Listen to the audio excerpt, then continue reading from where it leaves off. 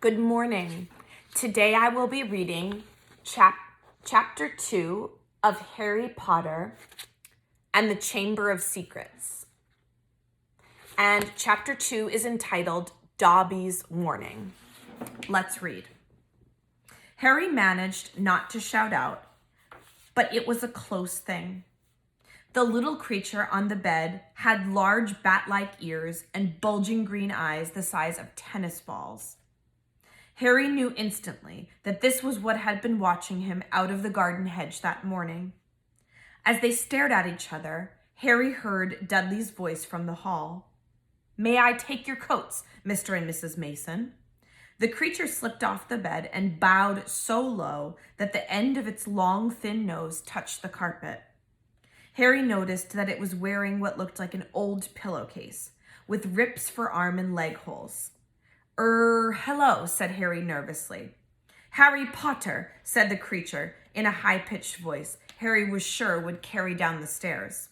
"So long has Dobby wanted to meet you, sir. Such an honor it is." "Thank you," said Harry, edging along the wall and sinking into his desk chair, next to Hedwig, who was asleep in her large cage.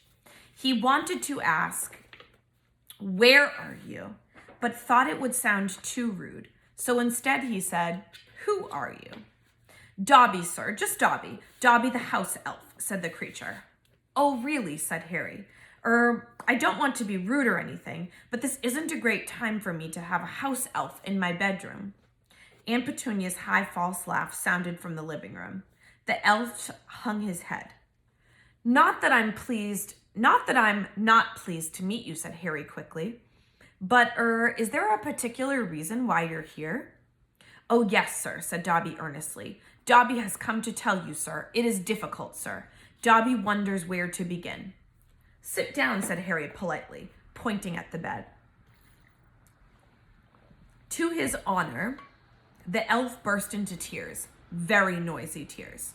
"Sit down," he wailed. "Never, never, ever." Harry thought he heard the voices downstairs falter.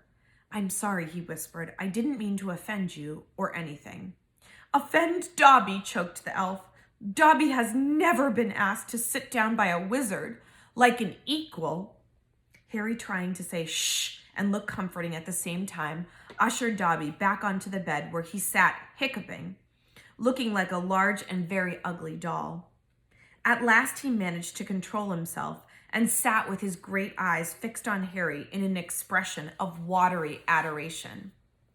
"You can't have met many decent wizards," said Harry, trying to cheer him up.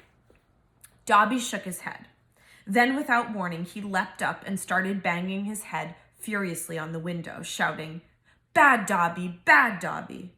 "Don't! What are you doing?" Harry hissed, springing up and pulling Dobby back onto the bed.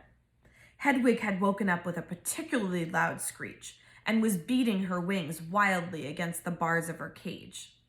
"Dobby had to punish himself, sir," said the elf, who had gone slightly cross-eyed. "Dobby almost spoke ill of his family, sir." "Your family?" "The wizard family Dobby serves, sir. Dobby is a house elf, bound to serve one house and one family forever." "Do they know you're here?" asked Harry curiously. Dobby shuddered. "Oh, no, sir, no. Dobby will have to punish himself most grievously for coming to see you, sir. Dobby will have to shut his ears in the oven for this. If they ever knew, sir." "But won't they notice if you shut your ears in the oven door?" "Dobby doubts it, sir. Dobby is always having to punish himself for something, sir. They lets Dobby get on with it, sir. Sometimes they reminds me to do extra punishments." "But why don't you leave or escape?" "A house elf must be set free, sir, and the family will never set Dobby free. Dobby will serve the family until he dies, sir." Harry stared. "And I thought I had it bad staying here for another 4 weeks," he said. "This makes the Dursleys sound almost human. Can't anyone help you? Can't I?" Almost at once, Harry wished he hadn't spoken. Dobby dissolved again into walls of gratitude. "Please," whispered Harry frantically, "please be quiet. If the Dursleys hear anything, if they know you're here." Harry Potter asks if he can help Dobby. Dobby has heard of your greatness, sir, but of your goodness, Dobby never knew. Harry, who was feeling distinctly hot in the face, said, "Whatever you've heard about my greatness is a load of rubbish. I'm not even top of my year at Hogwarts. That's Hermione. But he stopped quickly because thinking about Hermione was painful. Harry Potter is humble and modest, said Dobby reverently, his orb-like eyes aglow. Harry Potter speaks not of his triumph over he who must not be named. Voldemort, said Harry. Dobby clapped his hands over his bat ears and moaned, "Ah, speak not the name, sir, speak not the name." Sorry, said Harry quickly. I know lots of people don't like it. My friend Ron. He stopped again. Thinking about Ron was painful too. Dobby leaned toward Harry, his eyes wide as headlights. Dobby heard tell, he said hoarsely, that Harry Potter met the Dark Lord for a second time just weeks ago, that Harry Potter escaped yet again. Harry nodded, and Dobby's eyes suddenly shone with tears. Ah, sir, he gasped, dabbing his face with a corner of the grubby pillowcase he was wearing. Harry Potter is valiant and bold. He has braved so many dangers already. But Dobby has come to protect Harry Potter, to warn him, even if he does have to shut his ears in the oven door later. Harry Potter must not go back to Hogwarts. There was a silence broken only by the chink of knives and forks from downstairs and the distant rumble of Uncle Vernon's voice. What? Harry stammered. But I've got to go back. Term starts on September 1st. It's all that's keeping me going. You don't know what it's like here. I don't belong here. I belong in your world, at Hogwarts. No, no, no, squeaked Dobby, shaking his head so hard his ears flapped. Harry Potter must stay where he is safe. He is too great, too good to lose. If Harry Potter goes back to Hogwarts, he will be in mortal danger. Why? Said Harry in surprise. There is a plot, Harry Potter, a plot to make most terrible things happen at Hogwarts School of Witchcraft and Wizardry this year, whispered Dobby, suddenly trembling all over. Dobby has known it for months, sir. Harry Potter must not put himself in peril. He is too important, sir. What terrible things, said Harry at once. Who's plotting them? Dobby made a funny choking sound and then banged his head frantically against the wall. All right, cried Harry, grabbing the elf's arm to stop him. You can't tell me, I understand, but why are you warning me? A sudden unpleasant thought struck him. Hang on, this hasn't got to do with with you-know-who, has it? You could just shake or nod, he added hastily as Dobby's head tilted, worryingly close to the wall again. Slowly, Dobby shook his head. Not he who must not be named, sir. But Dobby's eyes were wide, and he seemed to be trying to give Harry a hint. Harry, however, was completely lost. He hasn't got a brother, has he? Dobby shook his head, his eyes wider than ever. Well then, I can't think who else would have a chance of making horrible things happen at Hogwarts, said Harry. I mean, there's Dumbledore for one thing. You know who Dumbledore is, don't you? Dobby bowed his head. Albus Dumbledore is the greatest headmaster Hogwarts has ever had. Dobby knows it, sir. Dobby has heard Dumbledore's powers rival those of he who must not be named at the height of his strength. But, sir, Dobby's voice dropped to an urgent whisper, there are powers Dumbledore doesn't. Powers no decent wizard. And before Harry could stop him, Dobby bounded off the bed, seized Harry's desk lamp, and started beating himself around the head with ear-splitting yelps. A sudden silence fell downstairs. 2 seconds later, Harry, thudding madly, heard Uncle Vernon coming into the hall, calling. Dudley must have left his television on again, the little tyke. Quick, in the closet, hissed Harry, stuffing Dobby in, shutting the door, and flinging himself onto the bed just as the door handle turned. "What the devil are you doing?" said Uncle Vernon through gritted teeth, his face horribly close to Harry's. "You've just ruined the punchline of my Japanese golfer joke.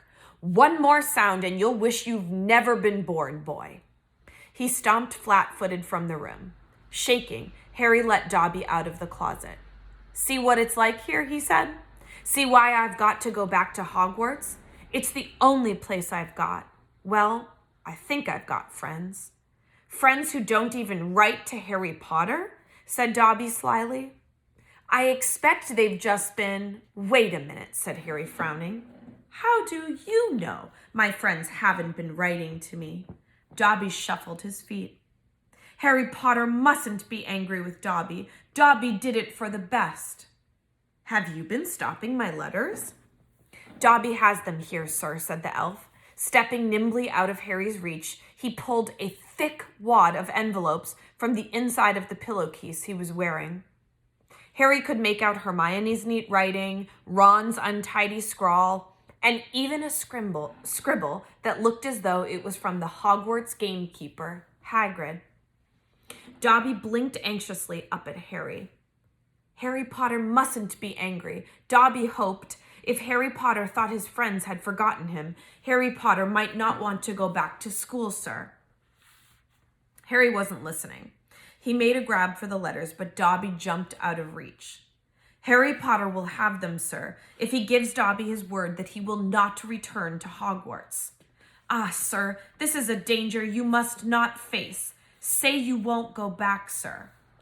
"No," said Harry angrily. "Give me my friend's letters." "Then Harry Potter leaves Dobby no choice," said the elf sadly. Before Harry could move, Dobby had darted to the bedroom door, pulled it open, and sprinted down the stairs. Mouth dry, stomach lurching, Harry sprang after him, trying not to make a sound. He jumped the last 6 steps, landing cat-like on the hall carpet, looking around for Dobby. From the dining room, he heard Uncle Vernon saying, "Tell Petunia that very funny story about those American plumbers, Mr. Mason. She's been dying to hear it." Harry ran up the hall into the kitchen and felt his stomach disappear. Aunt Petunia's masterpiece of a pudding, the mountains of cream and sugared violets, was floating up near the ceiling. On top of a cupboard in the corner crouched Dobby. "No," croaked Harry, "please, they'll kill me." Harry Potters must say he's not going back to school. "Dobby, please." "Say it, sir." "I can't." Dobby gave him a tragic look. "Then Dobby must do it, sir, for Harry Potter's own good." The pudding fell to the floor with a heart-stopping crash. Cream splattered the windows and walls as the dish shattered. With a crack like a whip, Dobby vanished. There were screams from the dining room, and Uncle Vernon burst into the kitchen to find Harry, rigid with shock, covered from head to foot in Aunt Petunia's pudding. At first, it looked as though Uncle Vernon would manage to gloss the whole thing over. "Just our nephew, very disturbed. Meeting strangers upsets him, so we kept him upstairs." He shooed the shocked Masons back into the dining room, promised Harry he would flay him to within an inch of his life when the Masons had left, and handed him a mop. Aunt Petunia dug some ice cream out of the freezer, and Harry, still shaking, started scrubbing the kitchen clean. Uncle Vernon might still have been able to make his deal if it hadn't been for the owl. Aunt Petunia was just passing around a box of after-dinner mints when a huge barn owl swooped through the dining room window, dropped a letter on Mrs. Mason's head, and swooped out again. Mrs. Mason screamed like a banshee and ran from the house shouting about lunatics. Mr. Mason stayed just long enough to tell the Dursleys that his wife was mortally afraid of birds of all shapes and sizes, and to ask whether this was their idea of a joke. Harry stood in the kitchen, clutching the mop for support as Uncle Vernon advanced on him, a demonic glint in his tiny eyes. "Read it," he hissed evilly, brandishing the letter the owl had delivered. "Go on and read it." Harry took it. It did not contain birthday greetings. "Dear Mr. Potter, we have received intelligence that a hover charm was used at your place of residence this evening at 12 minutes past 9. As you know, underage wizards are not permitted to perform spells outside school, and further spell work on your part may lead to expulsion from said school. Decree for the reasonable restriction of underage sorcery, 1875, paragraph C. We would also like to ask you to remember that any magical activity that risks notice by members of the non-magical community, Muggles, is a serious offense under Section 13 of the International Confederation of Warlocks Statute of Secrecy. Enjoy your holidays. Yours sincerely, Mafalda Hopkirk. Improper use of magic office, Ministry of Magic. Harry looked up from the letter and gulped. "You didn't tell us you weren't allowed to use magic outside school," said Uncle Vernon, a mad gleam dancing in his eyes. "Forgot to mention it. Slipped your mind, I dare say." He was bearing down on Harry like a great bulldog, all his teeth bared. "Well, I've got news for you, boy. I'm locking you up. You're never going back to that school. Never. And if you try and magic yourself out, they'll expel you." And laughing like a maniac, he dragged Harry back upstairs. Uncle Vernon was as bad as his word. The following morning, he paid a man to fit bars on Harry's window. He himself fitted a cat flap in the bedroom door so that small amounts of food could be pushed inside 3 times a day. They let Harry out to use the bathroom morning and evening. Otherwise, he was locked in his room around the clock. 3 days later, the Dursleys were showing no sign of relenting, and Harry couldn't see any way out of his situation. He lay on his bed watching the sun sinking behind the bars on the window and wondered miserably what was going to happen to him.